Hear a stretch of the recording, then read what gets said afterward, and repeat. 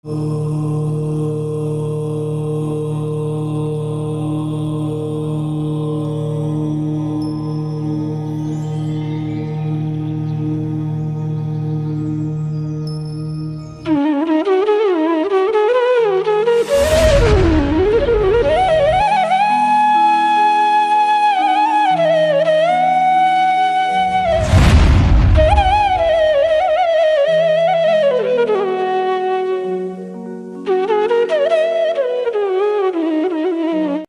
नमः सिद्धेभ्यः। ओम नमः सिद्धेभ्यः। सिद्धं शुद्धं प्रणमीय जिनीन्द्रवर्णि चन्दमकलङ्कं गुणरयन भूषणुदयं जीवसपरुवणं मोक्षम। बोलो देवादिदेव 1008 श्री श्री हंसनाथ भगवान की जय। देवादिदेव 1008 श्री नेमिनाथ भगवान की जय। देवादिदेव 1008 श्री बाहुबली भगवान की जय। सिद्धांत चक्रवर्ती आचार्य श्री नेमि चंद्राचार्य महामुनिराज की जय। संत शिरोमणि आचार्य गुरुवर विद्यासागर जी महामुनिराज की जय। विद्याकुल शिरोमणि आचार्य गुरुवर समय सागर जी महामुनिराज की जय। निर्यापक श्रमण मुनि पुंगव श्री सुधा सागर जी महामुनिराज की जय। समस्त मुनि संघ की जय। वेद मार्गना को हम पढ़ रहे हैं। एक सेकंड। हाँ, कल्पना दीदी जी बोलिए, कुछ शंका है आपकी? कल्पना दीदी जी। जी। हाँ अनम्यूट कहाँ बोलिए। से? हाँ, जय जिनेन्द्र भैया जी। जय जिनेन्द्र। हाँ, ये है कि आपने फिर बात की थी भैया जी वो टाइम बढ़ाने के लिए एग्जाम में। हाँ, एग्जाम के लिए टाइम बढ़ाने के विषय में भी बात की, और मतलब ये इसके लिए भी बात की कि भाई परीक्षा की तारीख भी जल्दी से हो। तो ऐसा बोल रहे थे कि ये महीने में, मतलब फरवरी महीने में ही लगभग तारीख जो है वो तय की जाएगी। और जी। फरवरी महीने में आपको जो पाठ्यक्रम के अनुसार जो पेपर का मॉडल पेपर भी आपको मिल जाएगा। और टाइम बढ़ाने के विषय में उन्होंने कहा कि इस पर सोचते हैं। क्योंकि कोर्स बहुत सारा है ना, तो लिख नहीं पाते, प्रैक्टिस हम लोगों की रहती नहीं, सब छूट जाती है नहीं, ऐसा तो। बोल रहे थे वो कि हम लिखने देंगे, जब पेन रुकेगा मतलब समय के बाद तो फिर ले लेंगे ऐसा। तो वो लिखने की ऐसा आदत वो नहीं है बोल ना, तो लिख नहीं पाते हैं ना, रहे। स्पीड हाँ नहीं रह ठीक है ना, वो पाती तो है। मैंने बोला है। एक बार मैं हाँ। आपके पास भी किरण प्रकाश जी का नंबर होगा ना? अब पता नहीं है, शायद नहीं है। हाँ, तो मुझे आप व्हाट्सअप कीजिएगा, मैं आपको नंबर भेजता हूँ उनका। कैसा है, एक बार आपसे भी बात गई ना तो फिर बढ़िया हो जाएगा जैसे। हाँ, और एक भैया जी कोई प्रश्न था, जैसे हम्म। जीव समाज के 98 भेद पूछे हैं, है ना? हाँ तो हाँ। 98 भेद हमको क्या पूरा डिटेल में लिखना है, या सिर्फ ऐसे लिख दें कि एकेंद्रिय के 42, विकलेंद्रिय के 9, सकलेंद्रिय में 47, और तो कुल 98 भेद नहीं, हो गए? ये तो डिपेंड करेगा कि प्रश्न कितने मार्क का है। यदि 10 अच्छा। मार्क का प्रश्न वही दिया है तो हाँ। आपको पूरा डिटेल लिखना पड़ेगा।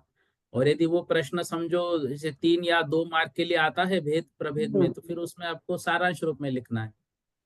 जैसे मान लो बड़े प्रश्न में भी आता है, हाँ, तो तो बड़े जैसे प्रश्न में ये अपन यदि आएगा तो आपको डिटेल में ही लिखना पड़ेगा। तो डिटेल में, जैसे मान लो वो बादल और सूक्ष्म भेद से वो होते हैं, पृथ्वी का वगैरह, तो इन सब के वो लिखे ना कि पृथ्वी का बादल और सूक्ष्म अलग अलग करके, कि केवल ना एक ना इसमें ना, चल जाएगा? आपको ऐसा लिखना है पृथ्वी आदि हम्म। के, जो पृथ्वी हम्म। के 5 भेद लिख के उसके हाँ। बाद और सूक्ष्म के भेद से ये 10 ऐसा लिख देना है। हाँ, ऐसे लिख सकते हैं ना? हाँ हाँ हाँ। हाँ।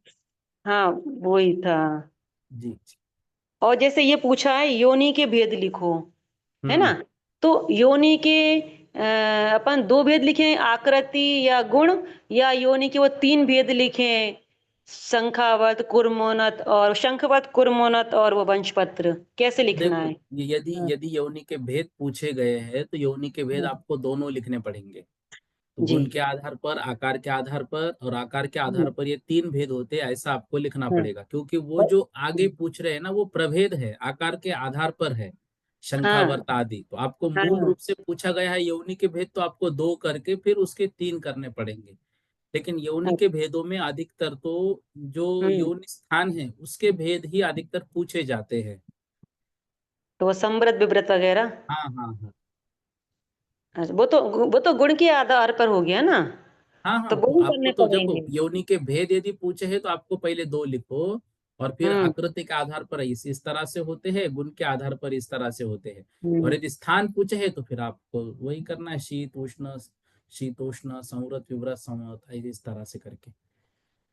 अच्छा। ठीक है। नहीं हमने कि मतलब इसमें कैसे अपन फिर दोनों ही पूरे लिख दें, मतलब जी ये। जी जी। है देखो ना? प्रश्न आपको जितना उस संबंध में आता है उतना लिखने में हुँ, फायदा यह है, मान लो हुँ, 100 मार्क के 2 पेपर हो जाएंगे और एक हुँ, को फर्स्ट देना है, तो वहां हुँ, पे मतलब हमने अधिकतर देखा है जब जब हम गुरुदेव के शिविर में जाते थे, तो हुँ, फिर दोनों 100 मार्क के पेपर के हमारे लिए जाते थे गुरु जी के पास। फिर उसमें हुँ, पहले ये देखते थे कि छोटी छोटी सी कोई गलती निकलती है क्या, फिर गलती नहीं निकलती है तो फिर ये चीजें देखी जाती है कि भाई और किसने क्या डिटेल उसमें किया है, तो उसके लिए हुँ। आता है तो लिखने में कोई दिक्कत नहीं है। वही तो टाइम तो चाहिए ना, आप टाइम की बात कर रहे हैं। नहीं ठीक है ना, अब देखो हाँ, बात मतलब पेपर उन्होंने ऐसा कहा कि हम पेपर ऐसा निकालेंगे कि जो हुँ। 3 घंटे में हो जाए, अधिक लेंदी ना हो, ऐसा वो बोल रहे थे। अब वो तो कहते ही हैं, मान लेंदी बहुत है कि हम लोगों की प्रैक्टिस नहीं होती है ना, सब छूट जाती है नहीं लिखने ठीक है की ना, वो प्रैक्टिस। उम्र के हिसाब से तो बोल रहे थे कि भाई यदि किसी को हाँ, वक्त चाहिए तो बढ़ाकर देंगे ऐसा भी, लेकिन वो क्या है, अब अच्छा। उसके लिए क्या मार्ग बनाते हैं, क्या रूल्स है, वो हुँ। बोले हम सोचते हैं इस पर। वो जैसे क्या है, प्रश्न अकेले नहीं ना, था। मतलब 5-6 लोगों की हुँ, उनकी कमेटी है, तो सब में मिल हाँ। बैठ के वो निर्णय ले लेंगे। जैसे प्रश्न था, जैसे यही था वेद कितने होते हैं? अब वेद हम्म। में अपन 2 लिखें, द्रव्य वेद, भाव वेद या स्त्री वेद, पुरुष वेद, नपुंसक वेद, कैसे लिखना है इनको? अब देखो वेद के जो भेद आएंगे, तो वेद के भेद तो ये 3 ही होते हैं, क्योंकि यहाँ पर वेद के भेद के अनुसार जैसे इस गाथा की शुरुआत ही हुई है 3 वेदों के माध्यम से। फिर ये तीन हाँ, वेद जो है वो 2 प्रकार से होते हैं, भाव वेद और द्रव्य वेद। अच्छा। आपको मुख्यता देखनी पड़ेगी, मुख्यता क्या है। तो मुख्यतः में क्या लिखें अपन? नहीं, जैसे अब वेद है तो वेद की हुँ, मुख्यता से 3 ही भेद होते हैं, ये तीनों को हाँ, 2 में बांटा है।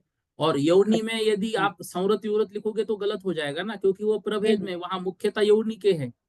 मुख्यतः योनि 2 प्रकार की है, आकार और नहीं गुण। नहीं, हुँ, प्रश्न किस पर पूछा है वो आपको उस प्रश्न की मुख्यता देखनी पड़ेगी क्या जैसे है। ये पूछा है ना भेद लिखिए, तो भेद में उन्होंने लिख दिया योनि, तो अपन योनि के में भेद में क्या हाँ, तो लिखेंगे यौनी के स्टार्टिंग? भेद में तो आपको पहले गुण और आकार के आधार पर 2 भेद करने पड़ेंगे, फिर उनको जी, बांटना पड़ेगा। जी। हाँ, हाँ, ऐसे और वेद में? वेद में तो ये 3 भेद लिखने पड़ेंगे आपको, पुरुष वेद, स्त्री वेद, नपुंसक वेद, और ये हुँ, तीनों वेद भाव वेद और द्रव्य वेद की अपेक्षा से अलग अलग होते हैं, इस तरह से लिखना पड़ेगा। अच्छा। तत्वार सूत्र में हम पढ़ते हैं ना, जिसका हुँ, मुख्यता से लिया जाएगा विषय उसको लिखना हुँ। पड़ेगा, बाकी दूसरा विषय गौण किया जाएगा, अर्पिता नर्पित सिद्धे है, हमने हाँ, सूत्र पढ़ा हाँ है जी। ना। अब हाँ, वो हाँ जी, प्रश्न हाँ। देख के आपको ये तय करना पड़ेगा कि हाँ किसकी मुख्यता से पूछा गया है। हुँ। ठीक है। अब जैसे मंगलाचरण का अर्थ लिखिए, तो हाँ, मंगलाचरण के अर्थ में 3-4 अलग-अलग प्रकार से दिया नहीं है। देखो शुरुआत से तो अर्थ एक ही है, बस आपको हाँ, नमस्कार 3 लोगों को किया है तो तीनों के नाम बस तो लिखने हैं, उसमें इतना सब अर्थ थोड़ी चेंज होगा। भाई इसमें नमस्कार इन इन भगवान को भी किया है ऐसा और हुँ। ये अर्थ भी निकलता है, ऐसा 3 पंक्तियां और बढ़ जाएगी उसकी। जो सिद्ध हैं तो उनका डिटेल भी देना कि जो सिद्ध किस लिए हैं, जे निकलंक क्यों कहे गए हैं, ये भी लिखना पड़ेगा और उसमें? ना ना ना भाई, आपको कभी भी प्रश्न का मार्क देखना है कितने मार्क के लिए है, 2 मार्क का हुँ, है तो 2 मार्क के हिसाब से, 5 मार्क का है तो 5 मार्क के हिसाब से, 10 है तो 10 मार्क के हिसाब से, अच्छा। वहां पे आपको ये देखना पड़ेगा। हुँ। ठीक है। और जैसे गोमटसार इस ग्रंथ का नाम क्यों रखा गया? तो पूरा लिखना अपन को, पूरी वो स्टोरी बनाकर कि वो चामुंडा राय थे, हाँ, वो फिर महाराज आपको जी के सब साथ लिखना पड़ेगा थे। ना उसमें। हाँ, पूरा वो हाँ, लिखना राजा पड़ेगा ना? चामुंड राय का वर्णन, हाँ, उनको गोमट कहते थे और उनको ये हाँ, सब समझाया गया है, इसलिए उसका हाँ। नाम गोमट सार लिखा, सार रूप में सभी ग्रंथों का उन्होंने इसमें लिया है, ऐसा इस तरह से। वो भी चंद्रगिरी पर्वत पर इंद्रनील की मणि, इंद्रनील हाँ मणि हाँ, की प्रतिमा के ये सामने जो है वो ना सब लिखना शुरुआत में जो ये सब पीडीएफ है। है उसके शुरुआत में वो सब में मैंने वर्णन रखा हुआ है, तो हाँ, उतना हाँ, मैंने उतना पढ़ा तो है ना भी उसमें। एटलीस्ट उतना हाँ, तो भी आना चाहिए हमको। हाँ। और जैसे ये पूछा गया, मिथ्यात् प्रथम गुण स्थान मिथ्यात् को समझाइए, बड़े नंबर हम्म में पूछा गया है ना। तो अपन हम्म। ने मिथ्यात् का पूरा लिख दिया, किसे कहते हैं, इसका उदाहरण पित्त ज्वर वाला लिख दिया। तो इसमें ये भी लिखना है क्या कि ये 5, इसके 5 प्रकार के होते हैं, एकांत और फिर एक ना ना ना ना परिभाषा। ना, वहां जहां मिथ्यात्व पूछा गया है तो मिथ्यात्व को हुँ। ही वहां लिखिए बस। मिथ्यात्व को भेद प्रभेदों के साथ समझाइए तो फिर वो आएगा, आपको भेद नहीं, वो प्रभेद 10 लिखने नंबर पड़ेगा। का प्रश्न पूछा है ना, 10 नंबर का प्रश्न पूछा, बड़े प्रश्न में आ गया मिथ्यात् को समझाइए, प्रथम स्थान को ना, समझाइए। अगर अगर 10 मार्क के लिए पूछेंगे ना तो मिथ्यात्व को नहीं लेंगे अकेले, फिर वो तो हम्म मिथ्यात्व को भेदों के साथ समझाइए, ऐसा ही लेंगे 10 मार्क के लिए। सिर्फ हम्म। मिथ्यात्व 10 मार्क के लिए नहीं लेंगे। अच्छा, तो अपन ने फिर वो भी समझाना पड़ेगा इसमें, एकांत मिथ्यात्व में कौन प्रसिद्ध हुआ, वो सब करना पड़ेगा पूरा डिटेल में उनका। हाँ, अगर नाम याद हो तो बहुत अच्छी बात है ना। जी। अब वो है तो कितने नाम, 5 नाम है बस उनके।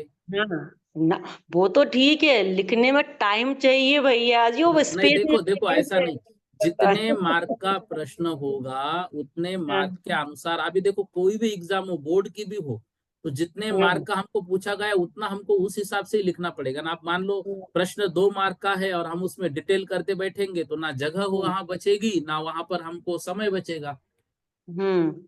अब जैसे प्रश्न ये, क्षयोपसमिक सम्यक दर्शन में सम्यक प्रकृति के उदय से कौन कौन से दोष लगते हैं, तो क्या हम्म लिखेंगे इसमें? क्षयोपशमिक सम्यक दर्शन में उसमें 3 प्रकार के दोष लगते हैं, चल मल अगाढ़ दोष। अच्छा, हाँ ठीक है, ठीक। तो इनका जैसे लिख दिया दोष कौन से लगते हैं, तो हम्म। चल मल अगाड़ की डेफिनेशन भी लिखनी पड़ेगी उसके अंदर, किसे कहते उसको हैं एक अपन चल सामान्य मल रूप से अगाड़। समझा देना ना, चल क्या है, मल क्या है और मल क्या अगाढ़ है, क्या है, बस। अगाड़ क्या है, हाँ बस इतना समझाना है ना उसमें। जी जी जी। हाँ जी, हाँ ठीक है ठीक है। भैया जी। हाँ जी। हाँ हाँ। हाँ ठीक है, जय जिनेन्द्र भैया जी, बहुत बहुत जय धन्यवाद आपका। जिनेन्द्र। राज रानी जी जैन लिखा है, बोलिएगा। जय जन भैया जी। जय जिनेन्द्र। भैया जी, आप जो भी वो भेजते हैं मेरे पास नहीं आ रहा है, मेरे को ज्वाइन नहीं किया है क्या?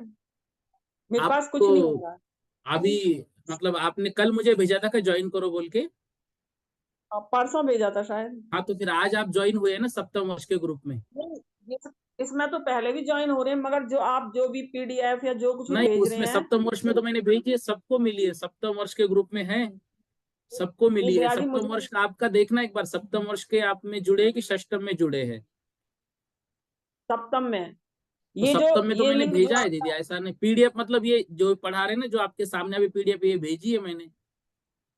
नहीं यदि भैया उसमें जी, आप नहीं आई कल मेरे परसों पास। ज्वाइन हुए होंगे तो कल परसों मैंने सिर्फ ज्वाइन किया है, भेजा नहीं है। ये भेजा था मैंने परसों। भैया जी, ये जो मैंने आप यो अब ये लिंक जो आपने आपका लिंक है, वो इस लिंक से बस पढ़ पाती हूँ और मेरे पास कुछ नहीं आ रहा। ऐसा कैसे होगा, एक बार आप मुझे आज वापस से जय जिनेन्द्र भेजो। और मैं कौन से ग्रुप में, ठीक मैं है। एक्चुअली मैं तो जिन जिन लोगों के आज लगभग 12 लोगों के मुझे मैसेज आए हमको इस ग्रुप में ज्वाइन करो, उसमें से 3 ही लोग ज्वाइन हो पाए, बाकी 7 लोग ऑलरेडी सप्तम वर्ष में थे। तो इसका मतलब थोड़ा सा देखने में भी आपका कुछ कंफ्यूजन हो रहा होगा। 7 लोग ऑलरेडी उस ग्रुप में थे, मैं उनको ज्वाइन करने गया, तो आप भी देखो जस्ट क्लास के पहले ही मैंने ज्वाइन किया है। तो 2-3 भैया जी, लोग ही हमने ज्वाइन तो हुए, अभी मतलब पढ़ना। आप है हमने सप्तम अभी वर्ष में, पढ़ एक बार देखो उसको। भैया जी, हमने 3-4 दिन से पढ़ना शुरू करा ना, पहले हमें पता ही नहीं थी कि आपकी क्लास आ रही है। ठीक है, चलेगा ना। एक बार आप मुझे जय जिनेन्द्र भेजो, मैं आपको वापस पीडीएफ भेज दूंगा। और भैया जी, आप जो वो भेजते हैं ये इसकी रिकॉर्डिंग, वो भी नहीं आ रही है। वो भी लिंक भेजी है ना मैंने ग्रुप पे, एक ही लिंक पे रोज की रहती है उसी पे।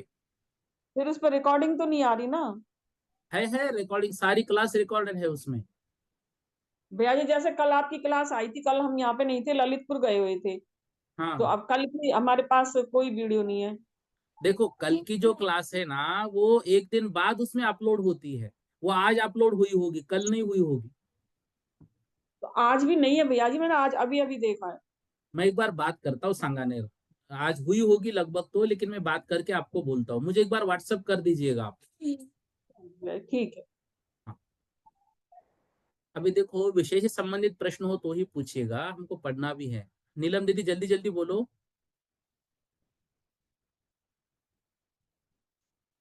नीलम दीदी जी जैन। जय जयंत भैया जी।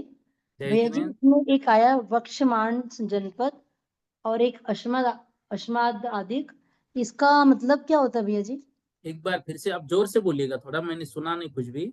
वक्षमान जनपद दिया है ना भैया जी, 201 की 220 नंबर की गाथा में, कि क्या दिया है? वक्षमान जनपद आदि 10 प्रकार के सत्य अर्थ के वाचक वचन को सत्य वचन और उसके होने वाले योग प्रत्यय विशेष को सत्य वचन योग कहते हैं। तो ये वक्षमान का अर्थ क्या हुआ? मैं 220 में। जी 220 में गाथा में। कहीं तो भी आप पढ़ने में थोड़ा सा ये हो रहा होगा, एक बार व्हाट्सअप कर दीजिए मुझे आप। एक बार फिर से बोलो, शब्द क्या है? वक्ष्यमाण जनपद, व आधे छ में यह वक्ष्यमाण जनपद। मतलब होता है सब लोग से जो जनपद, सब मतलब बहुल संख्या में जो जनपद माना गया हो कि ये ऐसा ही है। जैसे भाई अब पारसनाथ भगवान की जो प्रतिमा है, अब बहुलता से ये माना गया है कि जिसपे मतलब फन होता है वो पारसनाथ भगवान की प्रतिमा है। अब उसके बाद सुपार्श्वनाथ भगवान की प्रतिमा पर भी फन है, और जैसे कहीं कहीं पर आपको महावीर भगवान के इस पर भी फन मिलता है, शीतलनाथ भगवान पर भी फन मिलता है, लेकिन बहुलता भी पारसनाथ भगवान को प्राप्त हो गई है, उसको बोलते हैं वक्षमान जनपद। जी भैया जी। और ये अस्मद आदिक छदमस्त, इसका मतलब क्या होगा? मतलब हमारे जैसे छद्मस्त, अच्छा, हमारे जैसे छद्मस्त मतलब जो ज्ञानावरण और दर्शनावरण में स्थित है, तो हमारे जैसे छद्मस्त उसका अर्थ होता है जो ज्ञानावरण दर्शनावरण में स्थित है। जी भैया जी। हाँ, जय जिनेन्द्र जी। जय। सुशीला दीदी जी बोलिए। हाँ, जय जिनेन्द्र भैया। वो कल जय शाम जिनेन्द्र। को रात को 9:30 मैंने आपको मतलब नंबर भेजे थे पर्सनल ऐड करने के लिए, न तो 7th ईयर्स में तो आपने सप्तम ज्वाइन। वर्ष में आप ऐड हो गई होगी ना आज? नहीं भैया, नहीं हुए। रात को 9:30 मैंने भेजा था आपको, फोन भी किया, फोन आप उठाए नहीं। दोनों ग्रुप में नहीं है, ना तो ज्ञानोदय मतलब ऑनलाइन में, ना सप्तम वर्ष में। मेरी फ्रेंड के नंबर है ये। तो आपने टेक्स्ट मैसेज किया था क्या व्हाट्सएप पर?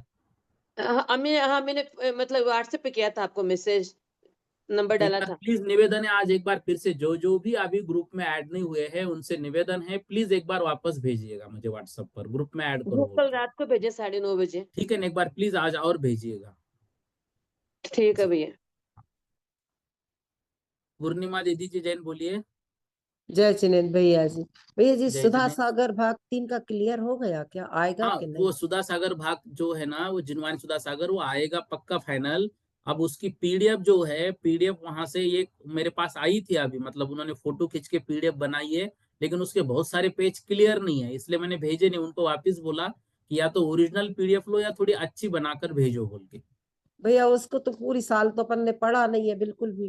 अब उसमें उसकी तो प्रवचन क्वेश्चन है आंसर। महाराज श्री के, आप तो खाली उसमें विषय देखना, विषय समझ, प्रवचन भाई उसमें क्या है, प्रवचन पढ़ने में क्या दिक्कत है, थोड़ा थोड़ा थोड़ा पढ़ते जाइए, उसमें यदि कोई शब्द आपको कड़ा लगे या कुछ विषय समझ में आए तो पूछिए, लेकिन वो प्रवचन पढ़ना बस है, बाकी कुछ नहीं उसमें।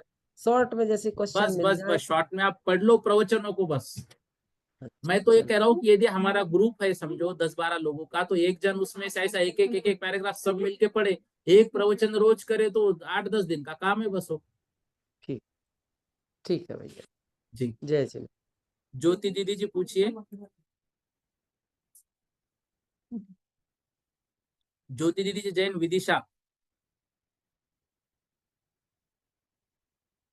इंद्र कुमार जी जैन पूछिए।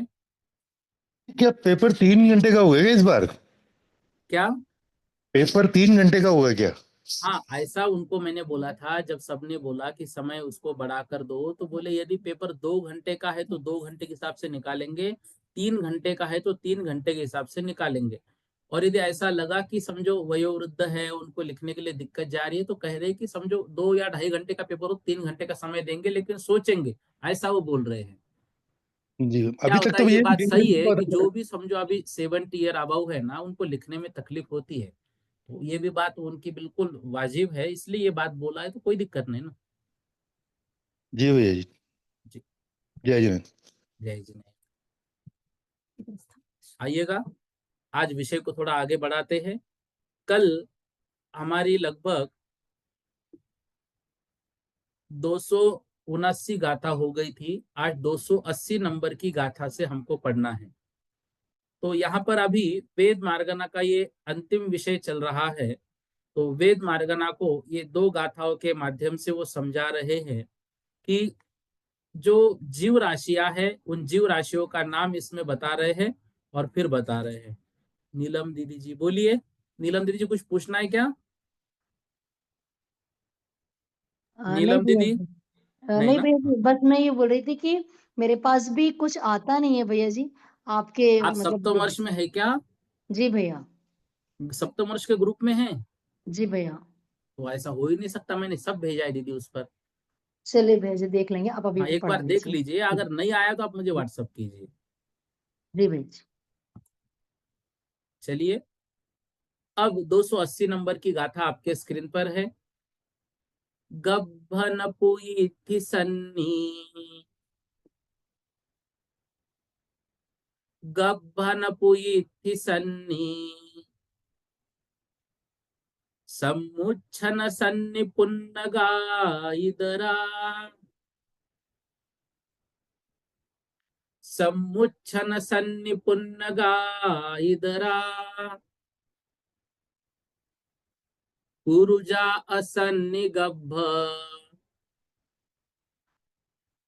कुरुजा असन्नि गब्भ, जनपुइथि वानजो इसिया,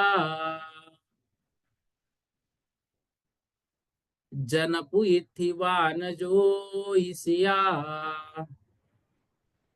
सामान्य रूप से एक बार इस गाथा का अर्थ देखिए, इसके बाद 281 नंबर की गाथा भी पढ़नी होगी, तब जाके दोनों गाथाओं को मिलकर यह अर्थ हमको समझ में आएगा। गब्भन अर्थात जो गब्भ, तो गर्भ, नपु, नपु है ना, नपुंसक, इत्थि अर्थात स्त्री, सन्नि अर्थात संगी, सम्मुच्छन अर्थात सम्मूर्छन, सन्नि पुन्नगा संगी, और पुन्नगा मतलब पर्याप्त, इदरा मतलब अपर्याप्त, कुरुजा फिर असन्नी असंगी, गब्भज फिर न पुइथी, तो नपुंसक पुरुष और स्थिर, वान अर्थात व्यंतर, और ज्योतिषिया अर्थात ज्योतिष्क। इस प्रकार से इनको पहला तो दिया संगी पंचेंद्रिय गर्भज नपुंसक वेदी, दिया है ना नपु, तो संगी पंचेंद्रिय गर्भज नपुंसक वेदी। दूसरा दिया है संगी पंचेंद्रिय गर्भज पुरुष वेदी, पु दिया है। फिर दिया है स्त्री संगी पंचेंद्रिय गर्भज त्रिवेदी। फिर दिया सम्मूर्छन संगी पंचेंद्रिय, जो पुन्ना मतलब पर्याप्त नपुंसक वेदी। फिर अपर्याप्त सम्मूर्छन संगी पंचेंद्रिय अपर्याप्त नपुंसक वेदी। फिर दिया है कुरुजा, कुरुजा मतलब भोग भूमि, तो भोग भूमि गर्भज संगी पंचेंद्रिय, पर्याप्त पुरुष वेदी और स्त्री वेदी, दोनों लेने हैं इसमें। फिर असंगी पंचेंद्रिय गर्भज नपुंसक वेदी, असंगी लिया है ना आगे, असंगी गर्भज नपुंसक वेदी नपु। फिर असंगी पंचेंद्रिय गर्भज, पु दिया है पुरुष वेदी। फिर असंगी पंचेंद्रिय गर्भज स्त्री वेदी। फिर दिया है वान अर्थात व्यंतर। फिर दिया है ज्योतिष का अर्थात ज्योतिषी। इस प्रकार से ये टोटल 11 जीव राशियां कही गई है इस गाथा में। तो इन 11 जीव राशियों को एक क्रम से लगाना है हमको, ठीक है। तो गर्भज संगी नपुंसक पुल्लिंग और स्त्रीलिंग ये 3 आ जाएंगे। चौथे पांचवें स्थान पर सम्मूर्छन संगी पर्याप्त और अपर्याप्त। छठे स्थान पर भोग भूमिया, जो जीव है वो तिर्यंच और पुरुष और स्त्री दोनों आएंगे, तिर्यंच नहीं। फिर सातवें आठवें और नौवें स्थान पर असंगी गर्भज नपुंसक, असंगी गर्भज पुल्लिंग, असंगी गर्भज स्त्रीलिंग। फिर 10वें स्थान पर व्यंतर और 11वें स्थान पर ज्योतिषी। इस तरह इन 11 स्थानों को क्रम से हमें रखना है, क्रम से इन 11 स्थानों को रखना है पहले तो। अब क्या करना है, दूसरी गाथा में कह रहे, देखो 281 नंबर की गाथा आपके स्क्रीन पर है। हाँ, थोवाति सुसंख गुना, थोवाति सुसंख गुना, तत्तो आवली असंख भाग गुना, तत्तो आवली असंख भाग गुना, पल्ला संखे च गुना, पल्ला संखे च गुना, तत्तो सौवत्थ संख गुना, तत्तो सौवत्थ संख गुना,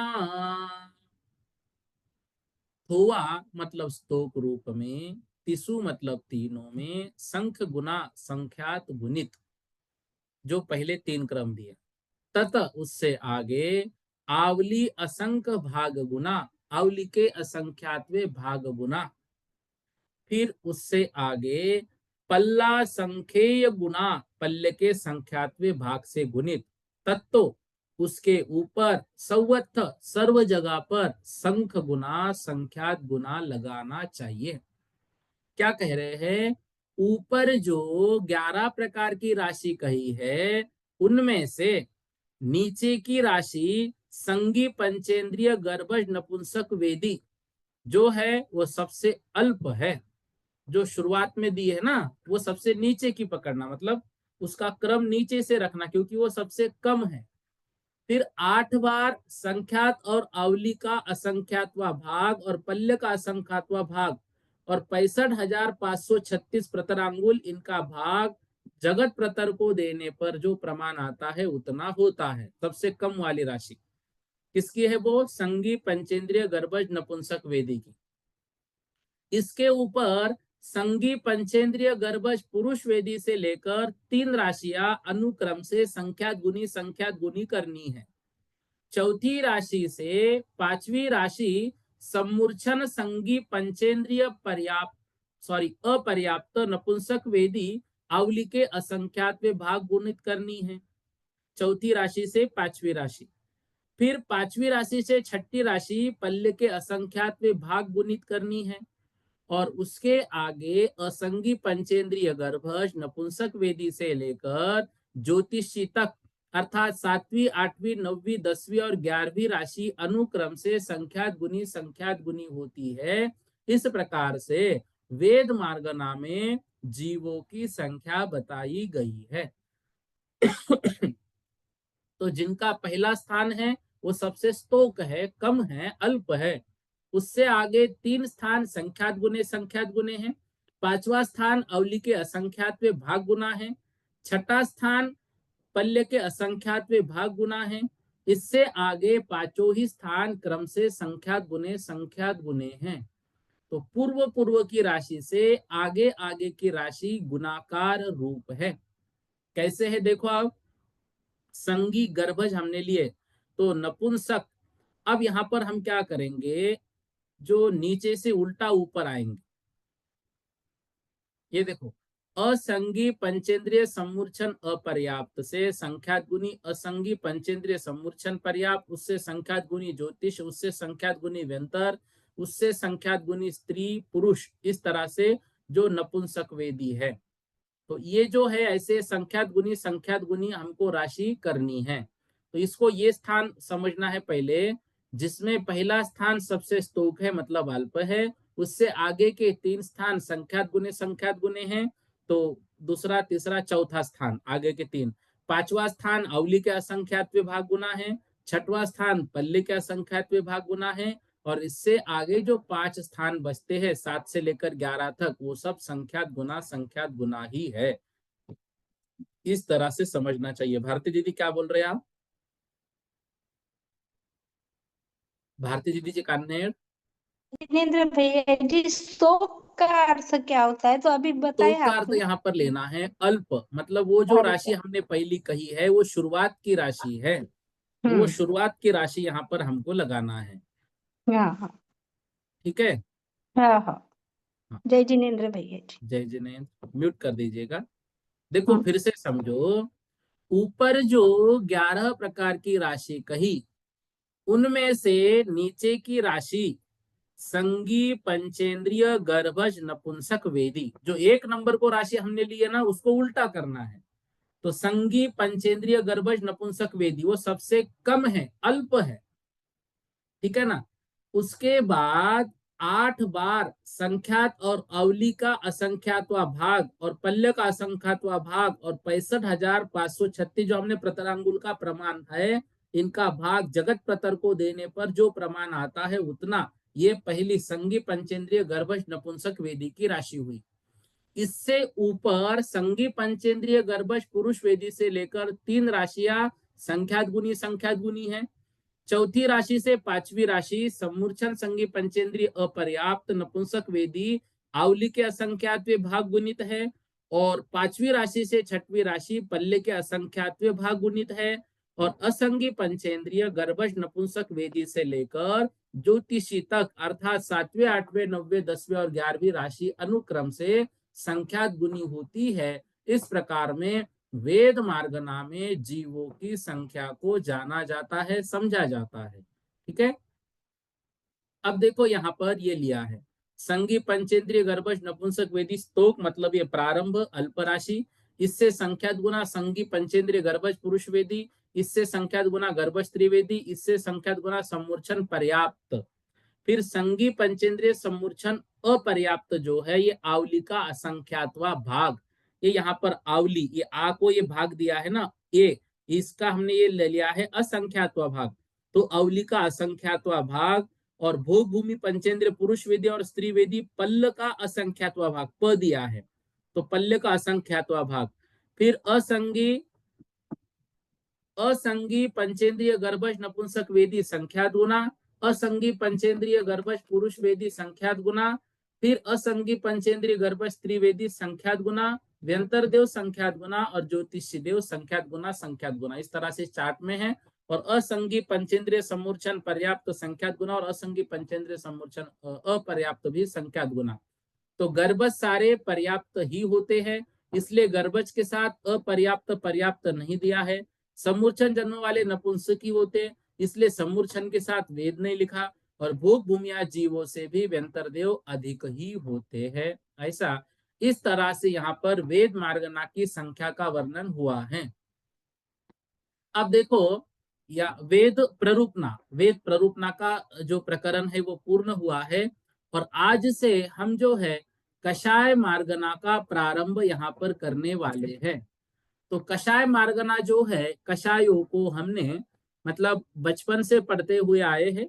282 नंबर की गाथा आपके स्क्रीन पर है। देखो, जो कषाय मार्गना है, कषाय मार्गना जो आत्मा का घात करती है वे कषाय, अथवा वृक्षों की छाल, मूल, पत्ते और फलों का रस निकलता है, उसको भी कषाय कहते हैं। वह रस वस्त्रादिकों का वर्ण अन्यथा करता है।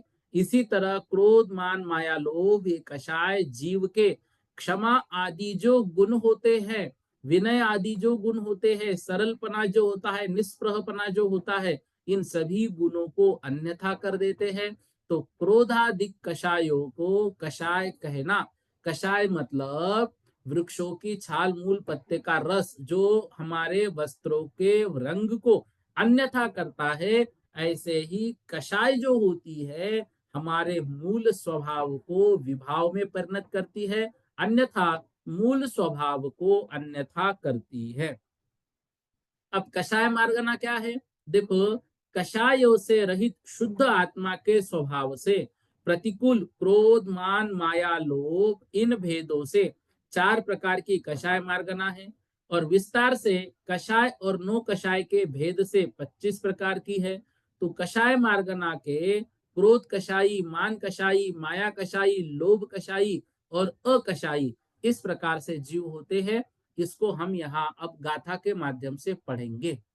ठीक है, तो प्रत्येक कषाय का वर्णन इसमें आएगा। क्रोध, मान, माया, लोभ क्या है, नो कषाय क्या है, प्रत्येक कषाय की व्याख्या इसमें आएगी। तो कषाय को हमने बाल बोध में पढ़ा है, तो बाल बोध में पढ़ने के अनुसार हमें उसको समझना है। ठीक है, अब उसमें और विशेष क्या बातें आगम में हमें पढ़ने को मिल सकती है, उसको हम गाथा के माध्यम से देखते हैं। आइएगा, आज से कषाय मार्गना, और हमारा जो सप्तम वर्ष है, तो सप्तम वर्ष का ये अंतिम 14 गाथा बची है। सप्तम वर्ष के सिलेबस में कषाय मार्गना तक का वर्णन है, तो अंतिम 14 गाथा यहाँ पर बची है। इसके बाद हम जैन सिद्धांत प्रवेशिका का वर्णन शुरू करेंगे, उसके भी इसी तरह से आपको नोट्स मिलेंगे। और फिर कषाय मार्गना के बाद रिवीजन थोड़ा चलेगा, और कुछ प्रश्न यदि मतलब जिनवानी सुधा सागर जी और पद्म पुराण से होंगे तो वो भी मतलब देखेंगे, लेकिन उसका आपको तैयारी स्वयं ही करनी है। ये 2 विषय यहाँ पर आपको अच्छे से कराए जाएंगे। ठीक है, अब देखो 282 नंबर की गाथा, कषाय मार्गना का प्रारंभ कहाँ से आचार्य महाराज कर रहे, देखो, सुह दुख सुबहु स,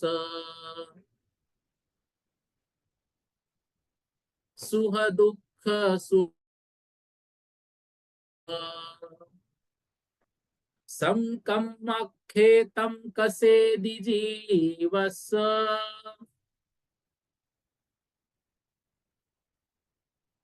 संकमखेतं कसेदिजीवस, संसार दूरमेरम्, संसार दूरमेरम्, तेन कसावुत्तिनं बेन्ति, तेन कसावुत्तिनं बेन्ति।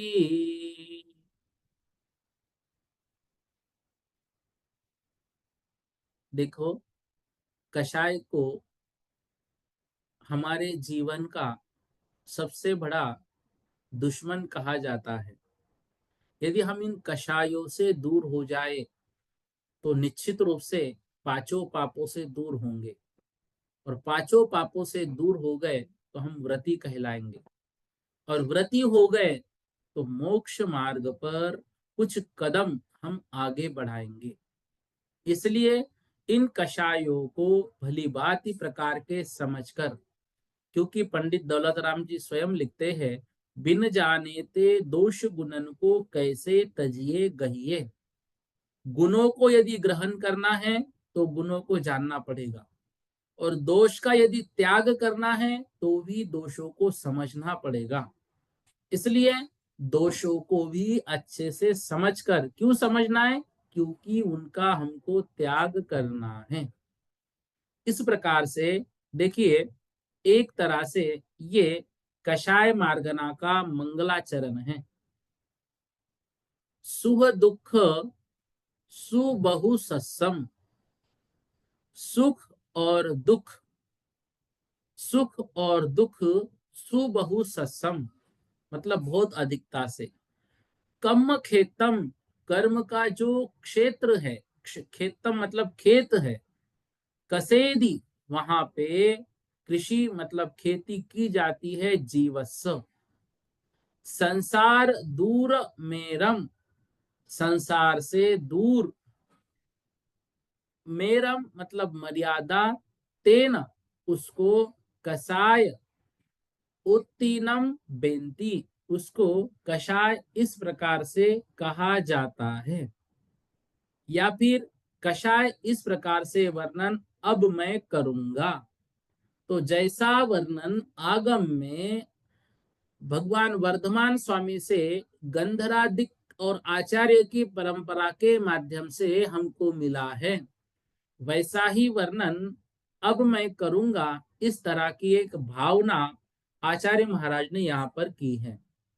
देखिए, यहाँ पर जो सुख दुख है, तो सुख दुख को जो जीव को पीड़ा देते हैं, जीव को सताते हैं, जो जीव को तकलीफ देते हैं, तो जीवस जीव के, सुह दुख, यहाँ पर थोड़ा सा ये गाथा को करेक्शन करना है। तो जो जीवस जीव के सुह दुख, सुख और दुख को बहुस मतलब अनेक प्रकार के, कम खेतम कर्म रूपी खेत में, कसेदी अर्थात खेती में जो उत्पन्न कर देते हैं, किसको, अनेक प्रकार के धन्य को। कैसा धन्य, जीव का सुख दुख। तो कषाय के माध्यम से जो जीव खेती करता है, उससे अनेक प्रकार के सुख और दुख को उत्पन्न किया जाता है। कहने को तो सुख है, लेकिन वह सुख आकुलता को लिए हुए है। संसार दूर मेरम, तो संसार के जो मेरम मतलब मर्यादा, दूर मतलब दूर, तो जिसकी संसार रूप जो मेरा मतलब मर्यादा वो अत्यंत दूर है, ऐसे कर्म रूपी क्षेत्र का जो कर्षण करता है, खेती करता है, कसावो तीनम वेंती, उसको कषाय कहा जाता है। और कहीं कहीं पर इसके लिए शब्द आया है ब्रुवंती, ऐसे कषाय को मैं कहूंगा। ठीक है ना, तो दोनों भी शब्द आगम में पढ़ने को आते हैं। तो इस तरह से हमें उसको समझना है। यहाँ पर वो दोनों शब्दों को मैं ऐड करके दूंगा गाथा में। देखिएगा, तो जीव के सुख दुख रूप अनेक प्रकार के धान्य को उत्पन्न करने वाले, जिसकी संसार रूप मर्यादा अत्यंत दूर है, ऐसे कर्म रूपी क्षेत्र का, खेत का जो कर्षण करता है, इसलिए इसको कषाय कहते हैं। तो कषाय जैसे और वैसे, इन दोनों शब्दों को लगाना है। तो जैसे किसान वैसे जीव, हलादिक से अर्थात क्रोधादि कषाय से खेत को, इधर कर्म क्षेत्र को संवारता है और इधर अनेक प्रकार के सुख दुख रूप फल उत्पन्न करने के योग्य करता है। ध्यान से, कषाय क्या है, दो भागों में बांटना है, जैसे वैसे। जैसे में उदाहरण दिया किसान का, इधर दिया जीव का। तो किसान हलादिक से और जीव क्रोधादि कषाय से। तो किसान हलादिक से खेत को और जीव क्रोधादिक कषाय से कर्म क्षेत्र को संवारता है किसान, और जीव अनेक प्रकार के सुख दुख रूप फल को उत्पन्न करता है। तो ये कर्म क्षेत्र कैसा है, तो बताया जिसमें इंद्रिय सुख, शारीरिक और मानसिक दुख रूप अनेक प्रकार का अन्न उपजता है, अर्थात उत्पन्न होता है, जिसकी अनादि अनंत पंच परावर्तन रूप मर्यादा है। तो यह संसार रूप दूर तक जिसकी मर्यादा चलती रहती है, इसकी कषायों की। यह कषाय जब तक जीव है, कषाय करेंगे, कषाय से कर्मों का उदय आएगा, कर्मों के उदय से फिर कषाय होगी, फिर कर्मों का उदय, उनके उदय से फिर कषाय। तो ऐसे अनादि अनंत पंचे परावर्तन रूप मतलब संसार रूप उसकी मर्यादा है, और उसी के अनुसार वह जो है जीव चलता रहता है। उसके खेत में सुख दुख उत्पन्न होते रहते हैं, और उसी सुख दुख में रच पचकर वो पंच परावर्तन से बाहर नहीं आ पा रहा है, अर्थात संसार में ही लगा हुआ है। उसको कषाय कहते हैं। उसको क्या कहते हैं, उसको कषाय कहते हैं। देखो, तो जो संसारी जीव है, उस जीव के कर्म, कौन से कर्म, ज्ञानावरणादि। ये ज्ञानावरणादि कर्म, ये ज्ञानावरणादि कर्म भी जो उनकी उत्तर प्रकृतियां है, वे शुभ अशुभ रूप में बांटी जाती है। तो जैसे किसान हलादिक से खेत करता है, वैसे जीव भी अपने कषायों के माध्यम से कृषि क्षेत्र करता है, मतलब कर्म क्षेत्र करता है, और फल उत्पन्न करने के योग्य बनता है। ऐसे क्रोधादि परिणाम जो है वो कषाय हैं। तो जैसे कषायों की संख्या आगम में वर्णित है, ऐसे ही कषायों को इस कषाय मार्गना में हम पढ़ेंगे। अब वो क्या है, वह जो क्षेत्र है, कौन सा, कर्म क्षेत्र, वो नाना प्रकार के सुख और दुख देने वाला है। और कैसे सुख दुख है, शब्द आया है बहुसस्स। बहुसस्स मतलब बहुत प्रकार के सुख और दुख जिसमें उत्पन्न होते हैं। और वह कैसा है, अनादि अनंत पंच परावर्तन रूप संसार है।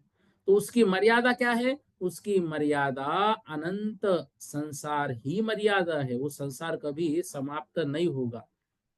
तो जैसे कोई किसान खेत में बीज बोता है और उसको, उसके फल को प्राप्त वो करता है, उसी प्रकार जीव भी क्रोधादि कषायों से कर्म क्षेत्र में खेती करता है, और उससे उस फल को वो प्राप्त करता है, सुख और दुख रूप। तो ये बहुत प्रकार के कर्म जीव को प्राप्त होते हैं, जो कि अनंत संसार तक फल को प्राप्त होते रहते हैं, फल देने का कार्य करते रहते हैं। इनका नाम क्रोधादिक कषाय है। ठीक है, इस प्रकार से 282 नंबर की गाथा से हमें समझना है। अब यहां पर यह उदाहरण क्यों दिया खेती का, उसकी थोड़ी सी व्याख्या अगली गाथा के माध्यम से यहाँ पर आचार्य महाराज कर रहे हैं। एक गाथा और आज कर लेंगे। देखिएगा स्क्रीन पर है 283 नंबर की गाथा। सम्मत देश सयल, सम्मत देश सयल, चरित जह खाद चरण परिणामे, चरित जह खाद चरण परिणामे, घादन्ति वा कषाया, घादन्ति वा कषाया, चौसोल असंकलोगमिदा,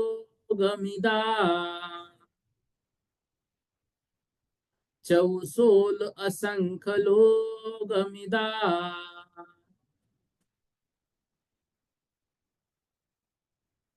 क्या कह रहे हैं? सम्मत अर्थात सम्यक्त्व, देश अर्थात देश चारित्र, सयल अर्थात सकल चारित्र। तो जो चारित्र शब्द है दोनों के साथ लगाना है। तो एक सम्यक तो नहीं होने देता, एक देश चारित्र नहीं होने देता और एक सकल चारित्र नहीं होने देता। जह खादह अर्थात यथा क्या चारित्र भी नहीं होने देता। ऐसे चरण परिणामे घादंती जो घातते हैं, कषाया वे कषाय, चौ अर्थात 4 प्रकार के हैं, सोल अर्थात 16 प्रकार के हैं, और असंख्य लोग मिता और असंख्यात लोक प्रमाण भी हैं। कषाय कितने हैं? कषाय 4 भी है, कषाय 16 भी है, और कषाय असंख्यात लोक प्रमाण भी है। असंख्यात लोक प्रमाण मतलब जितने संसार में लोक हैं सबके परिणाम अलग अलग है। इस प्रकार से सबके कषाय भी अलग अलग होते हैं। ठीक है, देखिएगा गाथा अर्थ समझते पहले। सम्मत देश सयल चरित्र, तो सम्यक्त्व, देश चारित्र, सकल चारित्र और जह खाद अर्थात यथा क्या चारित्र, यथा क्या चरण मतलब यथा क्या चारित्र, परिणामे ऐसे परिणामों को, घादंती अर्थात जो घात करते हैं। कौन कौन से परिणामों को? सम्यक्त्व रूपी परिणामों को, देश चारित्र रूपी परिणाम को, सकल चारित्र रूपी परिणाम को, यथाख्यात चारित्र रूपी परिणामों को जो घादंती अर्थात उसका जो घात करते हैं उसको कषाय कहते हैं। उसको क्या कहते हैं? उसको कषाय कहते हैं। वह कषाय 4 प्रकार का है। कौन कौन सा? अनंतानुबंधी, अप्रत्याख्यानावरण, प्रत्याख्यानावरण और संज्वलन। 16 और 16 प्रकार का भी है। कैसे? इनके प्रभेदों को हम लगाएंगे तो अनंतानुबंधी 4, क्रोध मान माया लोभ, अप्रत्याख्यानावरण 4, प्रत्याख्यानावरण 4 और संज्वलन 4। इस प्रकार से इनको मिलाएंगे तो 16 भेद है। और असंख्य लोग मिदा, और यदि कषायों के उदय स्थान को हम गिनेंगे तो जिन जिन जीवों के कषायों का उदय चल रहा है उनके अपेक्षा से असंख्यात लोक प्रमाण इसके भेद होते हैं।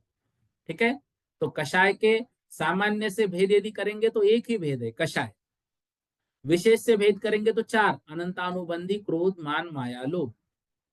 अब देखो जैसे अभी दीदी ने प्रश्न पूछा था कषाय के भेद आएंगे तो हम कितने लिखेंगे, तो आपको क्रोधमान माया लोभ नहीं, अभी आपको लिखना पड़ेगा गोमट सर जीव का नाम पढ़ रहे हैं, अनंतानुबंधी, क्रोध मान माया लोभ, अप्रत्याख्यानावरण क्रोधमान माया लोभ, प्रत्याख्यानावरण क्रोधमान माया लोभ और संज्वलन क्रोधमान माया लोभ। तो विशेष से 4 भेद है। क्रोधादि चौकड़ी की अपेक्षा 16 भेद है।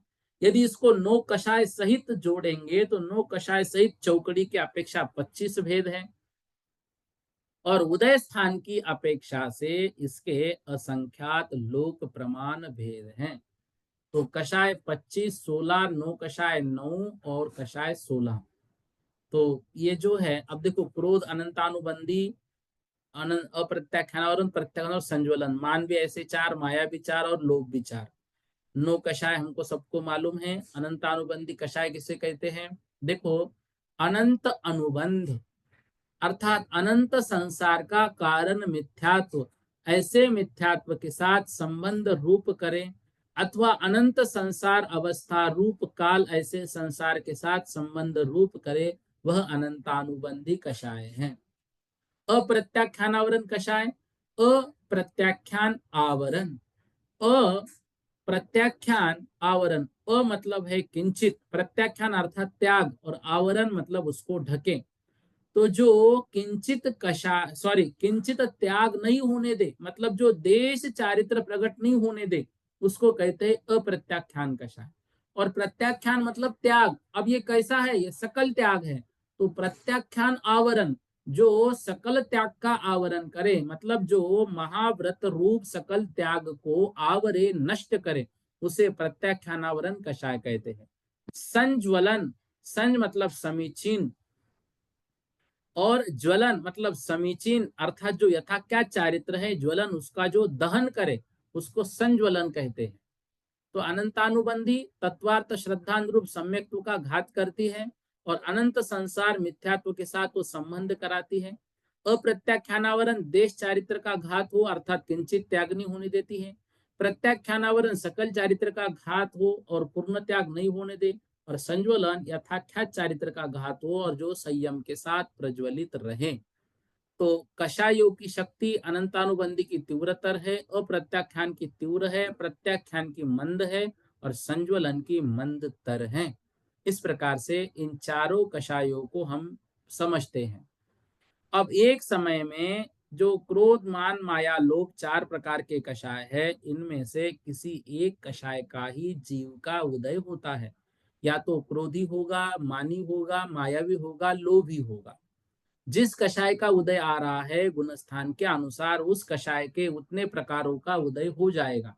जैसे मिथ्या दृष्टि है, तो क्रोध के उदय के समय उसकी अनंतानुबंधी अप्रत्याख्यानावरण चार प्रकार के क्रोध का उदय आएगा। समझ रहे आप? देखो, कोई मिथ्यात्वी गुणस्थान है, उसके क्रोध का उदय आया, तो कौन सा क्रोध हम समझेंगे? मिथ्यात्वी है तो अनंतानुबंधी के साथ, अप्रत्याख्यानावरण के साथ, प्रत्याख्यानावरण और संज्वलन, क्योंकि चारों भी है उसके। तो चारों प्रकार के जो अनंतानुबंधी और प्रत्याख्यान, प्रत्याख्यान और संज्वलन, चारों प्रकार के क्रोध का उसका उदय आएगा। यदि मान लो वह सम्यक दृष्टि जीव है, चतुर्थ गुण स्थान वर्ती है, अब उसका अनंतानुबंधी तो चला गया, उसका यदि क्रोध का उदय आया तो अप्रत्याख्यान, प्रत्याख्यान और संज्वलन इस रूप ही आएगा। यदि वह पंचम गुण स्थान वर्ती है तो उसका अप्रत्याख्यानावरण भी चला गया, तो उसका उदय आएगा प्रत्याख्यानावरण और संज्वलन रूप। यदि वह सप्तम गुण स्थान वर्ती है तो उसका उदय आएगा संज्वलन रूप, उसका प्रत्याख्यान भी नष्ट हो जाएगा। अब इसमें संज्वलन के भी भाग किए जाते, 7वें, 8वें, 9वें, 10वें में।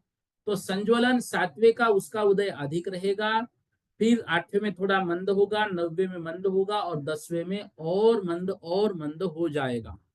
तो एक समय में गुणस्थान अनुसार सभी कषायों का बंध एक साथ होता है। जैसे मिथ्या दृष्टि जीव 16 कषायों का बंध प्रति समय करता है। इस प्रकार से हमें समझना चाहिए। ठीक है? हाँ, एक सेकंड। सरोज दीदी क्या पूछ रहे हैं आप? बोलिएगा। भैया जी, जय जिनेन्द्र भैया जी। जय जिनेन्द्र। भैया जी, हम तो ये बोला भैया जी, ऐसा तो हमें नहीं आता, आपको प्रश्न उत्तर लिखाने पड़ेंगे भैया जी, हम तो तभी कर पाएंगे, ना तो हमारा तो पेपर गोल है। फिर इतना कोशिश अच्छा करेंगे, नहीं है ठीक है भैया ना? जी हमारा। हाँ, कुछ लिखाइए, चलेगा, कुछ तो कोशिश लिखाइए, करेंगे। हाँ कुछ तो लिखाइए आप प्रश्न उत्तर। हाँ, तो लिखाएंगे ना। अभी तो देखो इतना तो हो रहा है ना, तो अभी कुछ प्रश्न भी देंगे आपको। ठीक है? ठीक है भैया जी, जय हाँ, जिनेन्द्र। शशि जी जैन बोलिए। भैया जी, जय भैया जी जिनेन्द्र। जय जिनेन्द्र। भैया जी बोलो बोलो। क्षयोक्षम चारित्र समझा दीजिए, किसे बोलते हैं? देखो, क्षयोक्षम चारित्र मतलब जहां पर भी क्षयोक्षम आएगा वहां पर देश घाती का उदय समझना और सर्वघाती का अनुदय समझना। अब क्षयोक्षम सम्यक्त्व में क्या होता है? क्षयोक्षम सम्यक्त्व चतुर्थ गुण स्थान वर्ती है, और हाँ जी। क्षयोक्षम चारित्र में वहां पर मंद लेंगे तो संज्वलन का उदय हो जाएगा, देशघाती का। हाँ। अनंतानुबंधी अप्रत्याख्यान और प्रत्याख्यान का सर्वघाती का अनुदय हो जाएगा। ऐसे में जो जीव के परिणाम होते हैं उसको क्षोभक्षम चारित्र कहते हैं। ठीक है दीदी? हाँ भैया जी, ठीक है भैया जी। और जैसे मनोबल, वचनबल और कायबल, इनकी परिभाषा हमने सरवार सिद्धि में भी याद की थी। अब इसमें थोड़ा शब्द बदल बदल के हैं, तो वो वाली लिख सकते क्या, सरवार सिद्धि वाली? देखो इसकी करने में क्या दिक्कत है, थोड़ी सी शब्द परिवर्तित है। अब यदि परीक्षा में मान लो ये याद ही नहीं आए तो खाली छोड़ने की अपेक्षा वो लिखो, लेकिन ये शब्द लिखोगे तो आपको ज्यादा अच्छा माना जाएगा। समझे? हाँ जी, थोड़ा कठिन आशा सा हो दीदी जाता बोलो। है। आशा दी जल्दी जय जल्दी बोलो, जिनेन्द्र, समय हो गया जय अगली जिनेन्द्र क्लास भैया का। जी। जय जय जिनेन्द्र। जिनेन्द्र भैया जी, एक समय में गुणस्थान के अनुसार सभी कषायों का बंध एक साथ कैसे होगा भैया जी? जैसे सभी गुणस्थान 14 गुणस्थानों में। क्या कह रहे हैं आप? एक समय में गुणस्थान अनुसार सभी कषायों का बंध एक साथ देखो होता है। एक समय में गुणस्थान अनुसार सभी कषायों का बंध एक साथ होता है। गुणस्थान अनुसार मतलब जो जीव का गुणस्थान है, जैसे मिथ्या दृष्टि जीव है तो उसके 16 प्रकार के कषायों का बंध प्रति समय होगा। बंध सबका करेगा, उदय एक का आएगा। क्यों? क्योंकि हमने अनंतानुबंधी समझा है ना, अप्रत्याख्यान आयु को प्रत्याख्यान छोड़कर बाकी संजलन। सबका बंध चलता रहता है। अब यदि सम्यक दृष्टि जीव है तो उसका अनंतानुबंधी को छोड़कर बाकी सबका चलेगा। यदि वो पंचम गुण जी स्थान वर्ती है तो अप्रत्याख्यान को छोड़कर बाकी का बंध वो प्रति समय करेगा। ठीक है? जी जी जी जी भैया, नविता जय दीदी जी जिनेन्द्र। बोलिए। जय जिनेन्द्र भैया जी।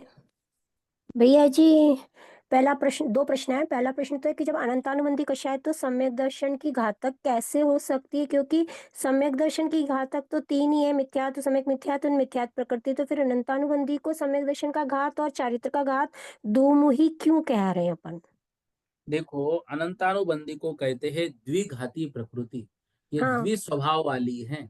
पर ये इसलिए तो कहा है कि मिथ्यात्व, होनीकरण सम्यक की प्रकृति। मिथ्यात्व और सम्यक प्रकृति जो है, तो उसमें हम्म से जो मिथ्यात्व को अनंत बनाए रखने का काम करती रहती है, इसलिए उसको सम्यक्त्व की घाती कहा गया पर है तो ये चारित्र में होनी की।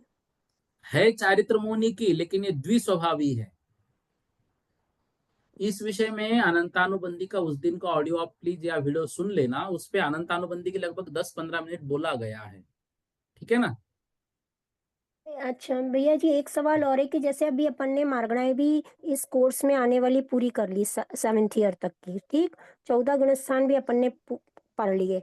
पर मेरे मन में एक प्रश्न बहुत दिन से था कि बंध, उदय, विच्छित्ति और सत्व, इनको 14 गुणस्थानों में मुझे घटाना है कि किस कर्म प्रकृति का बंध देखो उसके पहले लिए जब तक गुणस्थान में, 14 उदय में, मार्गना ऐसा ऐसा। पूर्ण नहीं होती है तो वो बंध विच्छुत्ति सत्व का प्रकरण अभी आए, खुद ही आचार्य महाराज लेने वाले हैं।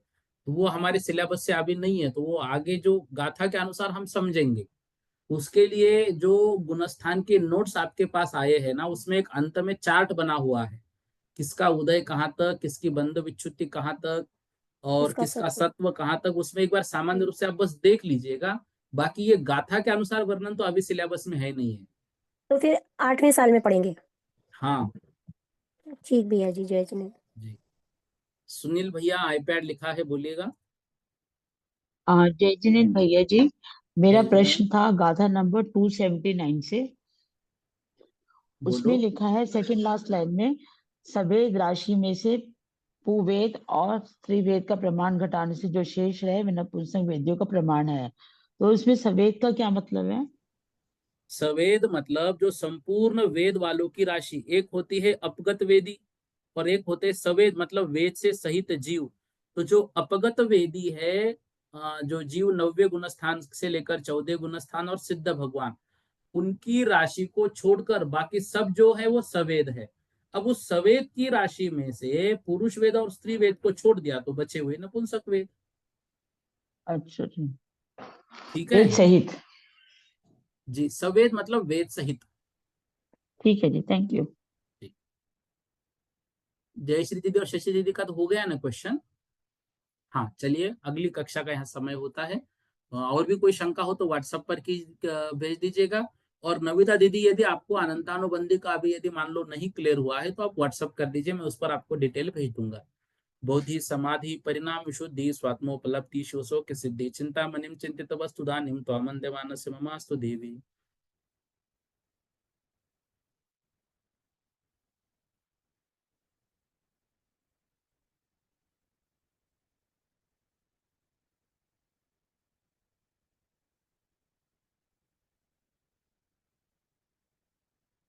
बोलो द्वादशांग वाणी माता की जय, सिद्धांत शास्त्र की जय। सभी प्रतिमाधारियों को सादर वंदना, बाकी सभी को सादर जय जिनेन्द्र।